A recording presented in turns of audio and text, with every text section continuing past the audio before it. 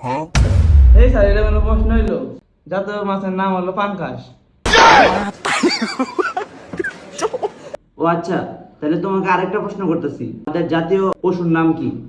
Sir এটা কোনো প্রশ্ন করতেছেন, এটা একবারে সহজ। জাতীয় পশুর নাম হলো ছাগল।